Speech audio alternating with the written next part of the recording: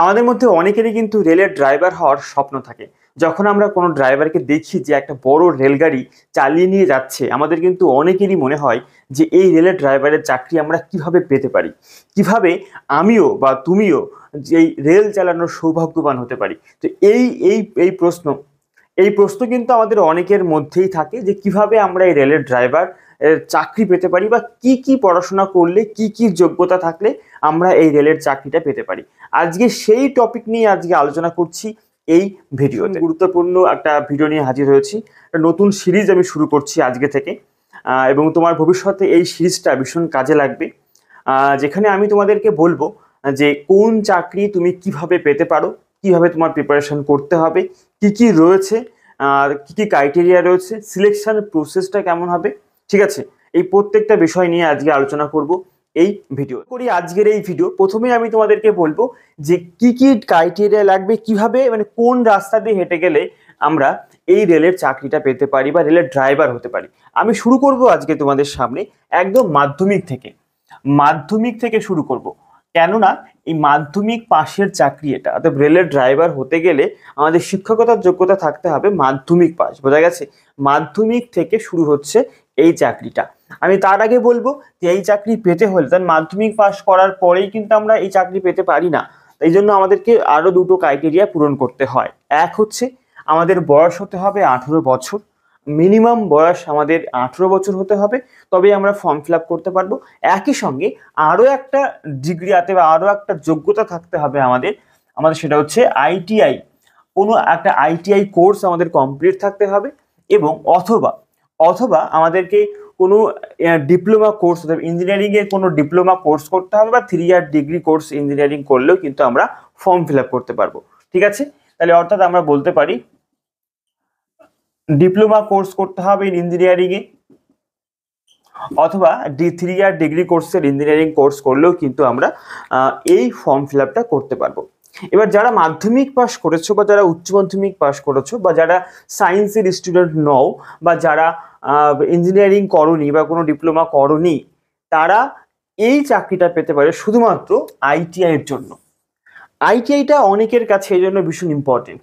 ITI course করে অনেকেই কিন্তু অনেক সহজে অনেক তাড়াতাড়ি চাকরি পেয়ে গেছে। ঠিক আছে, তাই যারা যারা সায়েন্সের স্টুডেন্ট নও বা তাদের এই ডিগ্রিটা নেই, এই ডিগ্রিটা অনেকের কাছে কম থাকে এই সংখ্যাটা। তো যারা আর্টস গ্রুপ থেকে পড়াশোনা করেছে বা যারা সায়েন্স গ্রুপ থেকে আসেনি, তারা কিন্তু অনেকেই আইটিআই কোর্স করে এই চাকরিটা কিন্তু নিজের হাতের মুঠোয় নিতে পারে। বুঝা গেছে? তো যাদের কাছে ডিগ্রি, ইঞ্জিনিয়ারিং ডিগ্রি কোর্স আছে বা ডিপ্লোমা কোর্স আছে, তারা তো অবশ্যই এর জন্য এলিজেবল রয়েছে। মাধ্যমিক পাস তারা অবশ্যই করেছো। এবং যারা যারা মাধ্যমিক পাস করেছে এবং যাদের হাতে আইটিআই কোর্স করার সার্টিফিকেট রয়েছে, দেখো আইটিআই তো অনেকগুলো ট্রেডে বা অনেকগুলো পার্টে, মানে অনেকগুলো ট্রেড রয়েছে আইটিআইয়ের মধ্যে, অনেকগুলো ভাগ রয়েছে। কোন ট্রেডটা করলে তুমি রেলের ড্রাইভারের চাকরিতে বসতে পারো, এটা কিন্তু একটা বিশাল বড় কোশ্চেন। কারণ অনেকেই কিন্তু আমরা আইটিআই করি, কেউ ফিটার করছে, কেউ ইলেকট্রিশিয়ান করছে, কেউ টার্নার করছে, কেউ প্লাম্বার করছে, কেউ মেশিনিস্ট করছে, কেউ হয়তো অটোমোবাইল করছে। তো কোন ট্রেড করলে তুমি রেলের ড্রাইভার হতে পারবা, এটা কিন্তু তোমাকে অবশ্যই জানতে হবে আইটিআই পাস করার আগে। তো এই বিষয় নিয়ে আমি কথা বলবো, অবশ্যই আমাদের সঙ্গে থাকো। এবার আমি বলি যে আইটিআই কোর্স, অর্থাৎ 2 বছরের কোনো আইটিআই কোর্স করলে বা মাধ্যমিক পাস করে থাকলে আমরা এই রেলের ড্রাইভারের জন্য ফর্ম ফিল আপ করতে পারি। এর আগে আমাদের রেলের ড্রাইভারে কিন্তু মানে ঘন ফর্ম ফিল আপ হতো না, অনেকদিন পর ফর্ম ফিল আপ হতো রেলের প্রত্যেকটা ডিপার্টমেন্টে বা প্রত্যেকটা চাকরির ক্ষেত্রে। কিন্তু এবছর থেকে 2024-এ 2024 ওখানে গেলে দেখা যাবে না, 2024 থেকে কিন্তু আমাদের রেল মিনিস্টার অশ্বিনী বৈষ্ণব তিনি জানিয়েছেন যে এবছর থেকে আগামী বছরগুলোতে রেলের প্রত্যেকটা বিজ্ঞপ্তি প্রতি বছরে নির্দিষ্ট ভ্যাকান্সি নিয়ে আসবে। যদি এরকম হয়, আশা করছি এরকম হবে, যা খবর রয়েছে, তো সেখান থেকে দাঁড়িয়ে বলা যায় যে এটা কিন্তু ভীষণ একটা ভালো প্লাস পয়েন্ট রয়েছে। প্রতি বছরই কিন্তু এই বিজ্ঞপ্তিগুলো আমরা দেখতে পাবো। তাই আমরা প্রিপারেশনটা অবশ্যই করতে পারি, বা আমরা আইটিআই কোর্স অবশ্যই করতে পারি। ঠিক আছে, এবার আসি যে এটা মাধ্যমিক পাশের চাকরি, মাধ্যমিক পাশের স্ট্যান্ডার্ড, এবং বয়স হতে হবে 18 বছর, ম্যাক্সিমাম বয়স হতে হবে 33 বছর। মানে আমরা 33 বছর বয়স পর্যন্ত এই চাকরিতে ফর্ম ফিল আপ করতে পারি। এবং এছাড়াও আরও রয়েছে, আরও দেখো এসসি এবং এসটি যারা, তারা আরো 5 বছর, মানে 33-এর সঙ্গে আরো 5 বছর, 38 বছর বয়স পর্যন্ত পরীক্ষা দিতে পারবে। এবং ওবিসিরা আরো 3 বছর, মানে 36 বছর বয়স পর্যন্ত তারা এই পরীক্ষায় বসতে পারবে। ঠিক আছে, এবার বলছে যে এই যে ফর্ম ফিল আপ, এই ফর্ম ফিল আপটা লাস্ট যে ফর্ম ফিল আপটা লাস্ট ফর্ম ফিল আপ হয়ে গেছে, সেখানে আমরা দেখেছি যে এই ফর্ম ফিল আপ করতে একটা ফি লাগে, একটা নির্দিষ্ট ফি দিতে হয়। তো সেই ফি কত লাগে? 500 টাকা লাগে ইউআরদের, জেনারেলদের জন্য হচ্ছে 500 টাকা ফি দিতে হয়, এবং ওবিসিদের জন্য 500 টাকা ফি দিতে হয়, তার সঙ্গে সঙ্গে ওবিসি 1 এবং ওবিসি 2। আর 250 টাকা ফি দিতে হয় এসসি, এসটি, এক্স সার্ভিসম্যান এবং ইকোনমিক ব্যাকওয়ার্ড ক্লাসের যে সমস্ত ছেলেমেয়েরা রয়েছে তাদের ফি দিতে হয় হচ্ছে 250 টাকা ফি দিতে হয়। ঠিক আছে, এই ফর্ম ফিল আপটা প্রতি বছর হবে, এই অনলাইনে ফর্ম ফিল আপ করতে হয়, অনলাইনে ফর্ম ফিল আপ হয়। এবং আরও একটি ইম্পর্টেন্ট বিষয়, সেটা হচ্ছে এই রেলের পরীক্ষা আমরা কিন্তু বাংলা ভাষায় দেব। আমাদের কম্পিউটারে পরীক্ষা দিতে হবে এবং আমাদের এই পরীক্ষার ভাষা হবে হচ্ছে বাংলা ভাষা। ঠিক আছে, এটা কিন্তু অবশ্যই আমাদেরকে বুঝতে হবে। বাংলা ভাষায় পরীক্ষা দেওয়ার সুযোগ রয়েছে, তবে আমরা বাংলা ভাষাতেই কিন্তু প্রিপারেশন করতে পারি। আমাদের কাছে একটা সহজ হবে, ইংলিশে বা হিন্দিতে কিন্তু প্রিপারেশন করতে হচ্ছে না। বোঝা গেছে? এরপরে রয়েছে এই চাকরিটা হচ্ছে লেভেল 2 এর চাকরি রয়েছে এবং এর বেসিক রয়েছে 19,900 টাকা বেসিক শুরু হয়। তবে দেখো, রেলের স্যালারি বা এই ড্রাইভারের স্যালারি কিন্তু বিশেষ করে ড্রাইভারের স্যালারি এই বেসিকের উপর নির্ভর করছে না, কারণ রেলের ড্রাইভারের আরও অনেকগুলো অ্যালাউন্স তাদের থাকে এবং সেই সমস্ত অ্যালাউন্সগুলো যখন যোগ করা হয় তখন এদের স্যালারিটা কিন্তু অনেক হাই স্যালারিতে পরিণত হয়। ঠিক আছে, এজন্য কিন্তু অনেকেই আমরা দেখেছি যে রেলের ড্রাইভারের স্যালারি বেশি বলে আমরা জানি, কিন্তু ওদের বেসিক কম থাকলেও অনেকগুলো অ্যালাউন্স যোগ হয়ে যাওয়ার পরে ওদের স্যালারিটা হাইয়ের দিকে চলে যায়। বোঝা গেছে? হাই স্যালারি কিন্তু রয়েছে এই চাকরিতে। বোঝা গেছে? এইবার আমরা আসবো হচ্ছে সিলেকশন প্রসেস। আমরা বুঝে গেলাম যে এই সমস্ত ক্রাইটেরিয়া থাকার পরে আমরা ফর্ম ফিল আপ করতে পারবো, অনলাইনে ফর্ম ফিল আপ হবে। বোঝা গেছে? আর অবশ্যই কিন্তু ট্রেড পাস কিন্তু থাকতে হবে, এটা কিন্তু মাস্ট। বোঝা গেছে? কোনোভাবেই কিন্তু, আর এখানে কিন্তু কোনো পার্সেন্টেজও কিন্তু কোথাও কিছু পার্সেন্টেজ লাগে না, পাস করলেই আমরা ফর্ম ফিল আপ করতে পারি। এবার আসি হচ্ছে আমরা সিলেকশন প্রসেসের মধ্যে কি কি রয়েছে। প্রথমে একদম ফার্স্ট হবে হচ্ছে CBT on exam, computer based test on. তারপরে রয়েছে সিবিটি 2, কম্পিউটার বেসড টেস্ট 2। এই 2-র মধ্যে রয়েছে পার্ট এ এবং পার্ট বি। তারপরে রয়েছে computer based aptitude test, CBAT, computer based aptitude test রয়েছে। এবং তারপরে রয়েছে ডকুমেন্ট ভেরিফিকেশন এবং তারপরে রয়েছে মেডিকেল টেস্ট। বোঝা গেছে? এই হচ্ছে আমাদের সিলেকশন প্রসেস। এবার আমরা আসবো যে সিলেবাস কি কি রয়েছে। প্রথমেই বলবো যে সিবিটি 1 আমাদের কোয়ালিফাইং এক্সাম। এখানে আমাদের 30% নাম্বার পেলে আমরা কোয়ালিফাই করতে পারি। ঠিক আছে, এই সিবিটি 1 এর মধ্যে থাকবে হচ্ছে কি ম্যাথ থাকবে, ম্যাথমেটিক্স থাকবে। ঠিক আছে, এবং মেন্টাল অ্যাবিলিটি থাকবে, যেটাকে আমরা জিআই বলতে পারি। মেন্টাল অ্যাবিলিটি থাকবে, তার সঙ্গে সঙ্গে জিএস অর্থাৎ জেনারেল সায়েন্স থাকবে জেনারেল অ্যাওয়ারনেস থাকবে। এই প্রত্যেকটা বিষয় থাকবে এবং প্রত্যেকটা বিষয় থেকে টোটাল 75 কোশ্চেন থাকবে। এমসিকিউ টাইপের কোশ্চেন হবে এবং সময় বা টাইম থাকবে, পরীক্ষার ডিউরেশন থাকবে হচ্ছে 60 মিনিট বা 1 ঘন্টা সময় থাকবে। আর মনে রাখবে এই পরীক্ষা দিতে হবে হচ্ছে আমাদের কম্পিউটারে মাউসের সাহায্যে ক্লিক করে করে আমাদের এই পরীক্ষাটা দিতে হবে। বোঝা গেছে? এবং বেশিরভাগ সময় আমরা দেখা গেছে লাস্ট ইয়ারগুলোতে যে এই পরীক্ষা নিজের হোম স্টেটেই কিন্তু হয়ে থাকে। বোঝা গেছে? তো বাইরে যেতে হয় না। এখানে 1/3 নেগেটিভ মার্ক রয়েছে। ঠিক আছে, এটা কিন্তু ভীষণ ইম্পর্টেন্ট, মনে রাখার মতো বিষয়। 1/3 নেগেটিভ মার্কিংও কিন্তু থাকে। তো এই প্রত্যেকটা বিষয় আমাদেরকে পড়তে হবে এবং পড়ার পরে আমরা এই পরীক্ষাতে একটা স্কোর করব এবং সেই স্কোরের ওপরে আমরা পরবর্তী পরীক্ষা দেওয়ার সুযোগটা কিন্তু পাবো। বোঝা গেছে? এই বিষয়টা আমাদের সুন্দর করে বুঝে নিতে হবে। আর তোমাদেরকে বলবো যে এইখানে এই সমস্ত মানে সাবজেক্টের জন্য তুমি কোন কোন বই পড়বে, কোন কোন বই বেস্ট, এই বিষয় নিয়ে আরও ভিডিও রয়েছে আমার চ্যানেলে। #study এই চ্যানেলে। তুমি অবশ্যই আমাদের চ্যানেলে যাও, ওপেন করো, সেখানে গিয়ে সাবস্ক্রাইব করো, সবার আগে লাইক করো ভিডিওগুলোতে, আর তুমি ওখানে গিয়ে সার্চ করো, দেখো তুমি অনেকগুলো ভিডিও পেয়ে যাবে, অনেক ইম্পর্টেন্ট বিষয় নিয়ে আমি আলোচনা করেছি এর আগে, বুঝা গেছে। এইবার এই CBT 1-এ যদি আমরা পাশ করে যাই বা আমরা স্কোরে চলে আসি, তাহলে আমরা পরবর্তী ধাপের জন্য যাব। পরবর্তী ধাপে কি কি রয়েছে, এখানে CBT 2 অর্থাৎ হচ্ছে কম্পিউটার বেসড টেস্ট 2। প্রথমেই রয়েছে পার্ট এ। পার্ট এতে রয়েছে, পার্ট এতে কি থাকবে, এখানে থাকবে হচ্ছে ম্যাথমেটিক্স, ম্যাথ থাকবে, ম্যাথ থেকে কোশ্চেন থাকবে, থাকবে জিআই এবং রিজনিং থাকবে, জিআই এবং রিজনিং থাকবে, এবং থাকবে basic science and engineering subject থেকে কোশ্চেন থাকবে, বেসিক সায়েন্স থাকবে এবং ইঞ্জিনিয়ারিং থেকে কোশ্চেন থাকবে, বুঝা গেছে। 100টা MCQ কোশ্চেন হবে, বাংলা ভাষায় এক্সাম কিন্তু হচ্ছে। 100টা MCQ হচ্ছে, 90 মিনিট সময় থাকবে, 90 মিনিটের মধ্যে আমাদের এই 100টা কোশ্চেনের উত্তর করতে হবে।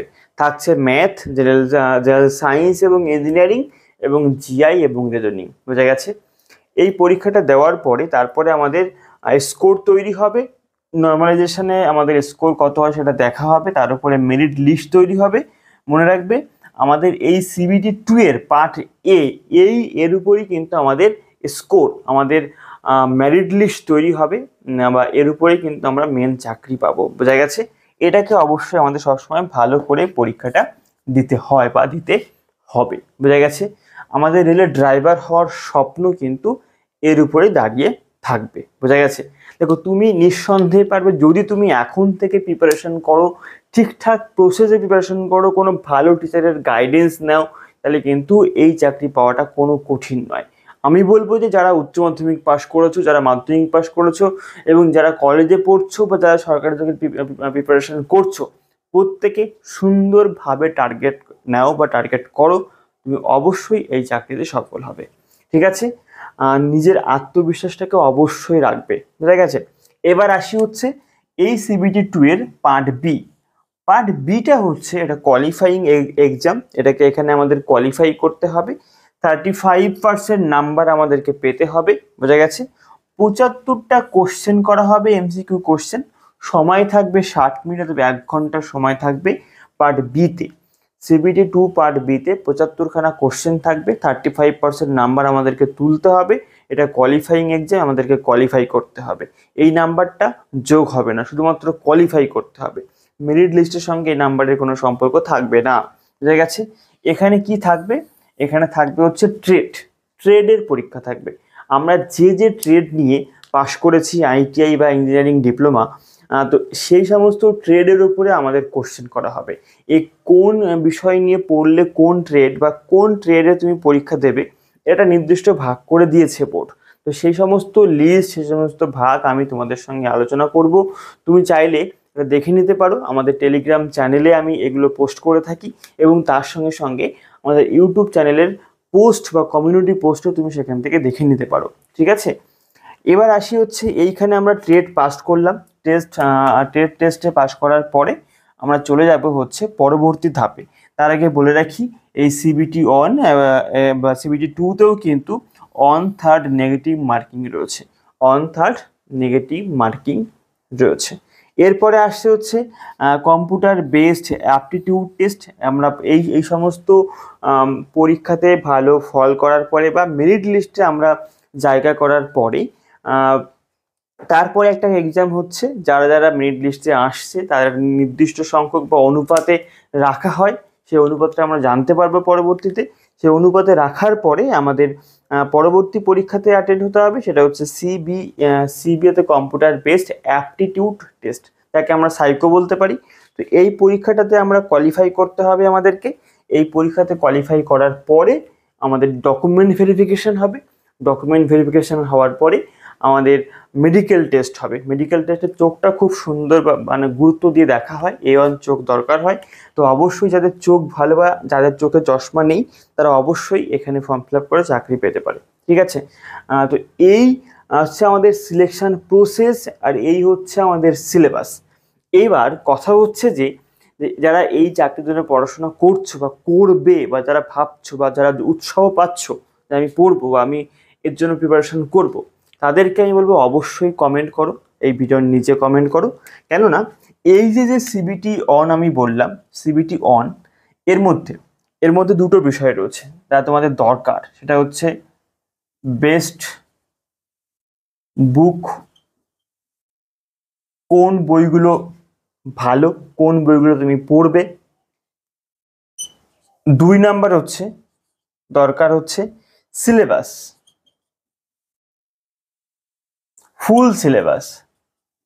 ফুল সিলেবাস মানে কি, ম্যাথের থেকে কোন কোন টপিক থাকছে, কোন কোন টপিক থেকে কোশ্চেন বেশি আসে, রিজনিং থেকে কোন কোন টপিক থেকে কোশ্চেন বেশি আসে, জেনারেল সায়েন্স থেকে কি থেকে কোশ্চেন করা হয়, জেনারেল ইঞ্জিনিয়ারিং থেকে কি থেকে কোশ্চেন করা হয়।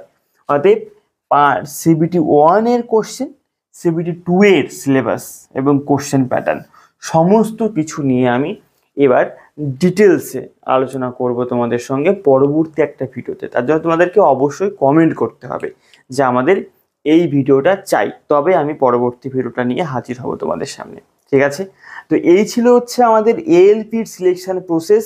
এরপরে এই সিলেকশন প্রসেসে আমরা অংশ নেব, তারপরে আমরা রেলের ড্রাইভারের চাকরি পেতে পারি। ঠিক আছে, দেখো রেলের ড্রাইভারের চাকরি পাওয়াটা কিন্তু খুব বেশি কঠিন কিছু কিন্তু নয়, এটা আমরা খুব সহজেই বুঝে নিতে পারলাম। যে যদি একটুখানি প্রথম থেকে স্টেজ বাই স্টেজ আমরা প্রিপারেশান করি বা এগিয়ে চলি, তাহলে কিন্তু আমরা এখানে চাকরি পেতে পারি।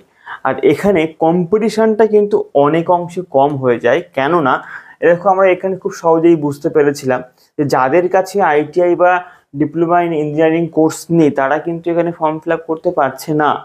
অর্থাৎ এই সংখ্যক ছেলেমেয়েরাই কিন্তু এখানে শুধু কম্পিটিশান করছে, কিন্তু বাকি যারা জেনারেল ছেলেমেয়েরা যাদের কাছে টেকনিক্যাল কোনো এবিলিটি নেই, তারা কিন্তু এখানে ফর্ম ফিল আপ করতে পারছে না। তাই অবশ্যই বুঝতে হবে যে এখানে কিন্তু কম্পিটিশান অন্য থেকে অনেক কম। তো এই ছিল হচ্ছে আমাদের এএলপির, অর্থাৎ রেলের ড্রাইভার অ্যাসিস্ট্যান্ট লোকো পাইলট যাকে আমরা বলি, এর সিলেকশন প্রসেস তোমাদেরকে বোঝালাম। তোমাদের কেমন লাগলো অবশ্যই জানিও। কারা কারা এই চাকরির জন্য প্রিপারেশন করতে চাইছো তারা অবশ্যই কমেন্ট করে জানিও।